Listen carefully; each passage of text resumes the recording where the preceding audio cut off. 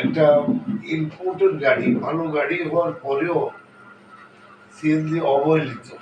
এই অবহেলিত হওয়ার কারণটা হইল নেতাদের নেতৃত্বের জন্য।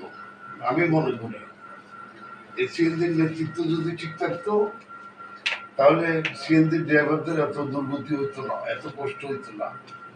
সেটা হলে এমন, যেমন গত কয়দিন আগে বিআরটিএ হুট করে একটা অযাচিত সিদ্ধান্ত দিল যে ড্রাইভার যদি মিটার বিহীন গাড়ি চালায় 50,000 টাকা জরিমানা, নাহলে 3 বছর জেল অথবা উভয় দ্বন্দ্ব।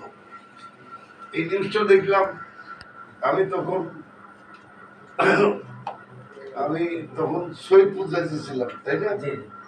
আমি সৈয়দপুর যাইতেছিলাম, আমি এলিভেটেড এক্সপ্রেসে আমার গাড়ি, তখন আমি মানবকুণ্ড পড়তে পড়তে নিউজটা দেখলাম। দেখে আমি বিআরটিএকে টেলিফোন দিলাম, তোমরা যে নিউজটা দিলা এটা কিভাবে দিলা? ড্রাইভার 50,000 টাকা জরিমানা দিবে, তার জেল হবে, আর মালিকেরা যে নিয়মের বাইরে টাকা নিতেছে এই ব্যাপারে তো কিছু লিখলে না তোমরা। এটা কি ধরনের নিয়ে চলল? তো সারা দেশে গাড়ি বন্ধ হবে। তখন তারা এটা সংশোধন করছে।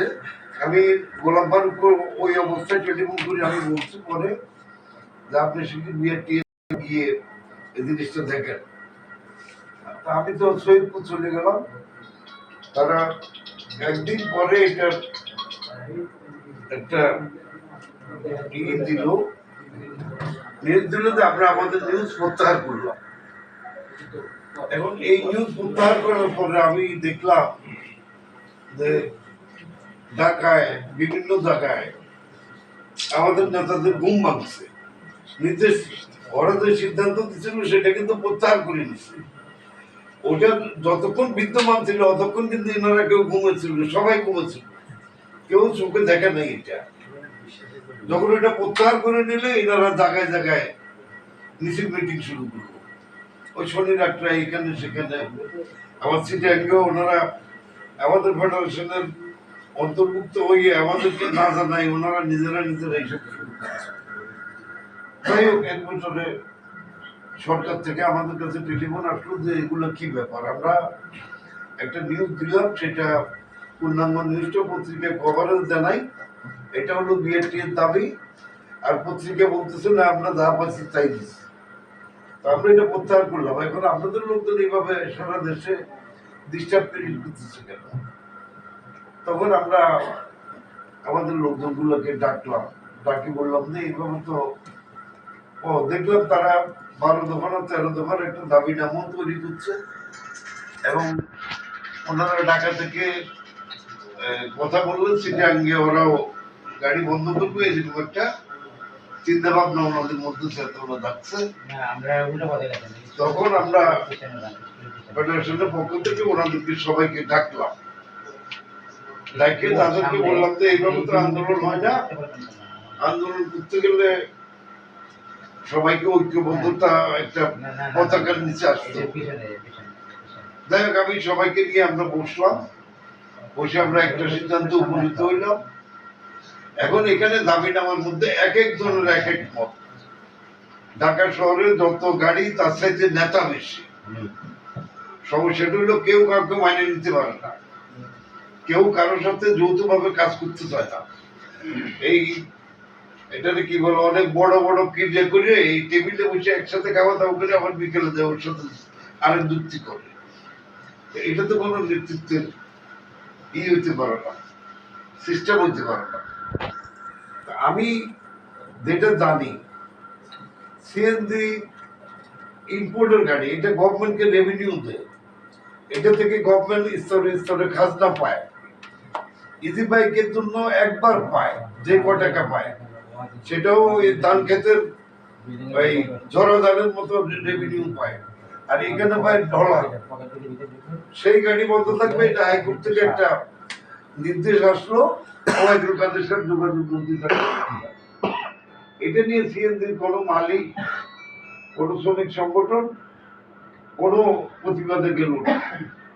হাইকোর্ট থেকে একটা রায় হলো, একতরফা রায়, সেটা হলো এমন সিএনজি হাইওয়ে রোডে চলবে না। তাহলে কি হলো, ইজি বাইকের কথাটা আসে নাই, তাহলে ইজি বাইক চলবে। ইজি বাইকের কথা যখন নিষেধাজ্ঞায় আসে নাই, তাহলে ইজি বাইক চলবে। সেটাই হচ্ছে ঘটনা। এখানে যারা ইজি বাইক ইনপুট করে তাদের অনেক বড় ব্যবসা, তাদের অনেক টাকা। তারা ওবায়দুল কাদের কাছে গিয়ে তারা এইসব ঘটনাগুলো ঘটাইছিল।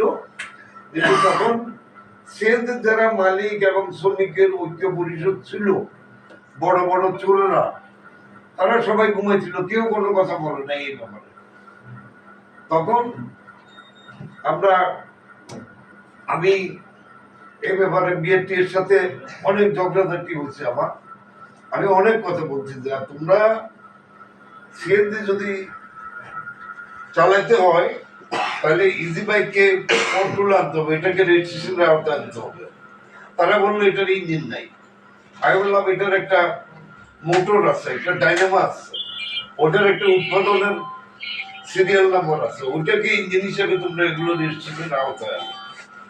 একবার একমত হয়, আবার দ্বিমত হয়, এরপরে দায়িত্ব দিল বুয়েটের কাছে। যে বুয়েট এটার এক্সট্রাকশন তৈরি করে দিলে সে আদলে এই গাড়ি চলবে এবং রেজিস্ট্রেশনের আওতায় আনা যাবে। তো সেটাও ওবায়দুল কাদের সাহেব বন্টন করে দিল। ওই সিদ্ধান্ত নিতে দিল না, আর যখন এই ইজি বাইক আসে আমাদের এখানে, তখন কিন্তু বিদ্যুতের প্রচন্ড ক্রাইসিস আমাদের দেশে। মানে সারা দেশে বিদ্যুৎ উৎপাদন হয় মানে তখন ৬,০০০ কিলো এরকম। হ্যাঁ, তো এখন এর ভিতরে আমি আরো একটা কথা বলছিলাম যে সিএনজিতে তো গেট লাগাই দেওয়া হচ্ছে, ওখানে তো যাত্রী 2 থেকে 3 জন টানবে। তাহলে ইজি বাইকে যদি 6 জন টানে, যাত্রী তো সিএনজিতে উঠবে না। ইজি বাইকের সিটটাও 3 জনের করতে হবে। এগুলো আমার সব বলা আছে, এগুলা ওদের রেজলিউশনে সব লেখা আছে, বিধিতে লেখা আছে। কিন্তু ওবায়দুল কাদের সাহেব এগুলোকে সব পদদলিত করে পিষ্ট করে দিয়েছে, হয় নাই। কিন্তু এখানে প্রতিবাদ করার কেউ জন্ম লাভ করে নাই, কেউ কোনো প্রতিবাদ করে নাই। এই হাইকোর্ট, তখন হাইকোর্টে প্রতিবাদ করলে, আপিল করলে কি হতো আমি জানি না, কিন্তু কেউ করেও নাই। কেউ যদি করি চেষ্টা করতো যে এটা পারি নাই, সেটা ছিল এক কথা, কিন্তু কেউ যায়ও নাই এই ব্যাপারে। আর এই সিএনজির ব্যবসা করে কোটি কোটি টাকা কামাইছে এমন মানুষ ঢাকা শহরে অনেক আছে, আমরা প্রত্যেককে চিনি। তো এই কারণে আমি এই সিএনজির নেতাদেরকে বললাম যে তোমরা যে ব্যাংকের ছাতার মতো এভাবে ইউনিয়ন বানাইছো, আর কারো ইউনিয়নের সাথে তার গাড়ির মিল নাই, গাড়ির সাথে ইউনিয়নের মিল নাই, নানান রকম সমস্যা। আমি তাদেরকে বোঝানোর চেষ্টা করলাম যে সরকারি কোনো কর্তৃপক্ষ যদি আমাকে চ্যালেঞ্জ করে যে আপনার এই সংগঠন, এতগুলি সংগঠন দিয়ে আপনাকে ফেডারেশন চালাইতে হবে, আমি যদি তার সাথে কম দিয়ে ফেডারেশন চালাইতাম তো আমাকে বন্ধ করে দিত। আমি এইভাবে হোক তাদেরকে বোঝানোর চেষ্টা করছি। তাই সর্বশেষ তাদেরকে আমি বুঝাইলাম, আমি দেখি এখানে সকলেরই একটা দাবি, সেটা ৫,০০০ সিএনজি দিতে হবে। আমি বললাম যে এই সিএনজি ৫,০০০-এর কথা যে আপনারা বলেন, এই অভিযোগকারী কে, এই দরখাস্তটা জমা দিচ্ছে কে, সেই লোকটা বাইর করেন। ওনারা কেউ কারো নাম বলতে পারলো না। পরে একদিন গোলাম ফারুক বললেন ভাই ওই দরখাস্তটা আমার নাম, আমি নিজে দিয়েছিলাম আমার স্বাক্ষরে। যাই হোক একজন পাইলাম, একজনকে পাওয়া গেল, আর কাউকে পাওয়া যায়নি। এখন আমি বলতে চাইতেছি যে ৫,০০০ গাড়ি, এই ৫,০০০ গাড়ি কাকে দিবে? ড্রাইভার তো আছে লক্ষ লক্ষ, মালিকও আছে লক্ষ লক্ষ, কাকে দিবে? আমি বলছি ৫,০০০ গাড়ি কোনো ব্যাপারই না, ওটা নদীর ঢেউর মতো বাসাই দাও। তোমরা বলো যে আমাদেরকে সিলিং কথা বাদ দিতে হবে, আমাদের জন্য কোনো সিলিং থাকবে না, আমরা ফ্রি রেজিস্ট্রেশন পাবো। আমি গাড়ি কিনলে আমাকে বিআরটিএ রেজিস্ট্রেশন দিতে বাধ্য থাকবে, এই নির্দেশটা করো। তাহলে তোমার ৫,০০০ না, এটা আজীবনের জন্য সিএনজি ড্রাইভারদের জন্য একটা মাইন্ডফলক সিদ্ধান্ত হয়ে যাবে। একটা ড্রাইভার তখন এক জায়গা থেকে একটা সমিতি থেকে 2 লাখ টাকা লোন নিয়ে একটা গাড়ি কিনতে পারবে, যদি সিলিং পাতা না থাকে তাহলে তো ঢাকা শহরে গাড়ি 25,000, এই 25 লাখ, 20 লাখ, 19 লাখ, 18 লাখ বিক্রি হবে না। গাড়ির যা দাম তাই বিক্রি হবে। আমি কি বুঝাতে পারলাম? কিন্তু এটা সিএনজি নেতাদের মাথায় কারো ঢুকে না। ওনারা খালি ওই 5,000 নিয়েই আছে। আমি কিন্তু ওই 5,000-এর বিরোধিতা করার লোক। কি 5,000 গাড়ি কি দরকার আমার? আমার দরকার হলো সারা জীবনের জন্য আমাকে জিনজিন মুক্ত করে দাও। আমার হাতে পায়ে কোনো বেরি থাকবে না, আমি যেভাবে খুশি সেভাবে চলবো। এটা কিন্তু ওনাদের মাথায় ঢুকে না। আর কিছু লোভী লোক আছে এই সেক্টরে, এরা কোনো জায়গায় সামান্য কিছু ধান্দার ব্যাপার হলে এরা মাথা ঢুকিয়ে দিবে। এটা এদের একটা চরিত্রের বড় সমস্যা। তো যাই হোক, আমি যেটা বলতে চাই সেটা হলো সিএনজি শ্রমিকেরা যতদিন এক না হবে। এই যে আমি দেখলাম যশোরে প্রথম ইজি বাইক আসার পরে যশোরে প্রথম যশোর মালিক সমিতি ইজি বাইক কটা পিঠে ফাটে ভাঙলো, ড্রাইভার পর্যন্ত গায়ে হাত দিল। ওরা ওই দিন মার খেয়ে চলে গেল। পরের দিন ওরা দল বান্ধা এসে মালিক সমিতিতে আগুনই লাগিয়ে দিল, কয়েকটা বাসে আগুন লাগিয়েছে। অর্থাৎ ওরা তো ঐক্যবদ্ধ, ওরা তো সংখ্যা অনেক, সেটা তারা এখানে শো করলো। শো করার পরে পুলিশও যায়নি ওদের গায়ের কাছে। এরপরে দর্শনে এখন ইজি বাইকের জন্য হাঁটাও যায় না, পাবলিকের রাস্তায় হাঁটতে পারে না, এত ইজি বাইক সেখানে।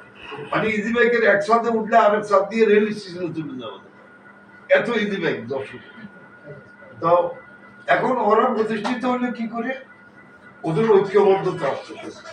এনাদের কিন্তু গল্লিয়ে গল্লিয়ে সংগঠন, এনাদের কোনো ঐক্যবদ্ধতা নাই। এই কারণে আমি বললাম যে ফারুক একদিন বেবি ট্যাক্সির ড্রাইভার ছিল, আমরা দেখছি ফারুক বেবি ট্যাক্সি চালাইছে। তো এই কারণে ফারুক যদি আলিদে ফেডারেশন করে থাকে, সেটা কেন করছে সেটা আমরা জানি, আমরা কেউ কেউ জানি। তো সেজন্য ফারুক দায়ী না। ফারুক আমাদের সাথে আবার চলে আসতে পারেন। সারা বাংলাদেশে যত ইঞ্জিন চালিত গাড়ি আছে সেগুলো আমাদের ফেডারেশনের অন্তর্ভুক্ত, সিএনজিও আমাদের অন্তর্ভুক্ত। তো ফারুক আলিদে ফেডারেশন করতে, ফারুকের মতো আরো 3টে ফেডারেশন আমাদের ওখানে জয়েন করতে পারে, আমাদের অধীনে চলতে পারে। এই কারণে চলতে পারে আমাদের ফেডারেশনটা আইটিএফ এর অন্তর্ভুক্ত। আমাদের ন্যাশনাল অফিস হইল লন্ডনে। তো এই কারণে এখানে কোনো ভেদাভেদ থাকার কথা না। কিন্তু আমি দেখতেছি সিএনজি যে সংগঠনগুলি আছে, এই সংগঠনের নেতারা কেউ কেউ বলে ওটা আলিদে ফেডারেশন। আর আলিদে ফেডারেশন হচ্ছে, ওটা কি জন্য হচ্ছে আগে ওটা জানতে হবে, বুঝতে হবে, ওটা দিয়ে লস কি হবে, লাভ কি হবে, এগুলো বুঝতে হবে, বুঝে তারপরে সিদ্ধান্ত যাইতে হবে। যাই হোক, এরকম একটা ধাক্কা ধাক্কি ওনাদের মধ্যে আছে এবং তাদেরকে বলা হচ্ছে তারা আসবে, আমরা একটা দাবিনামা তৈরি করবো। গত 4-5 দিন অবশ্য আমরা চট্টগ্রামে ট্যুর প্রোগ্রামে ছিলাম, ট্যুর প্রোগ্রাম থেকে আসলাম, আজকে 3 দিন হয়ে গেল, 4 দিন হয়ে গেল, কিন্তু সিএনজির কোনো নেতাকে আমি এখনো ফেডারেশনে দেখলাম না। দাবিনামা একটা কোনোভাবে যেন তেন ভাবে একটা তৈরি হয়েছে, কিন্তু সেই দাবিনামাটা করতে গেলে অভিজ্ঞ কয়েকজন নেতা নিয়ে আমি বসতে চাচ্ছিলাম, তারা এখনো কিন্তু ফেডারেশনে কেউ যায়নি। অর্থাৎ আমার গত সপ্তাহে এই দাবিনামাটা জমা দেওয়ার কথা ছিল, কিন্তু এখন পর্যন্ত দাবিনামায় আমি রেডি করতে পারেন নাই। নেতারা এখন পর্যন্ত ফেডারেশনে নেতারা কেউ আসে নাই। এই হলো সার্বিক অবস্থা। এখন আমি যেটা বলতে চাই সেটা হলো, যদি আমরা ঐক্যবদ্ধ আন্দোলন করি, আমরা বিএনপিকে বলছি, যোগাযোগ সচিবকে বলছি, যোগাযোগ উপদেষ্টাকে বলছি যে আমাদের ফেডারেশনের বাইরে কেউ যাবে না, তারা সকলে ঐক্যবদ্ধ ভাবে কাজ করবে। আপনারা তাদের দাবি নামাগুলো নিয়ে বসেন, তাদেরকে আগে বাঁচান। মালিকেরা 900 টাকার জায়গায় 1700 টাকা নিবে, এটা বন্ধ করা। আর আপনাদের ভিতরে এমন নেতাও আছে, কেউ মালিকের সাথে টাকার জন্য ঝগড়া করতেছে, আরেকজনদের পিছন থেকে বলতেছে ভাই ও ড্রাইভার নামাই দিতে, আমার ড্রাইভার তুই যা চাবি তা দিতে। এই আচরণটাও আপনাদের ভিতরে আছে। এগুলো হলে তো কোনোদিন কারো দাবি আদায় হয় না। দাবি আদায় হতে গেলে সবাইকে একসাথে নিচে আসতে হবে। আর আমি ফেডারেশনের পক্ষ থেকে কথা দিয়ে গেলাম, আমার কার্যকরী কমিটিও আমার সাথে একমত, আমার সেক্রেটারিও আমার সাথে একমত। আমরা যদি ঐক্যবদ্ধভাবে আন্দোলন করতে পারি তাহলে সিএনজির দাবি অস্থিতিই খুব তাড়াতাড়ি আদায় করা সম্ভব। কিন্তু ওনারা কেন, এই যে এখানে একজন আছে, দুজন আছে, ফারুক একজন আছে, এনারা এখনো 5-6 জন লোক আমার কাছে আসে নাই, সিদ্ধান্ত দিয়ে। তাই হোক, এখন ইফতারি আসন্ন, আমি সভাপতি সাহেবকে বক্তব্য রাখার জন্য অনুরোধ করবো। তবে আমি কথা দিয়ে গেলাম আপনাদেরকে, আপনারা সর্বপরিসরে আছেন, সব সিএনজি নেতা এখানে নাই, আপনারাও একে অপরকে বললেন। বাংলাদেশ ফেডারেশনের এখন কেউ 10 টাকা গাছ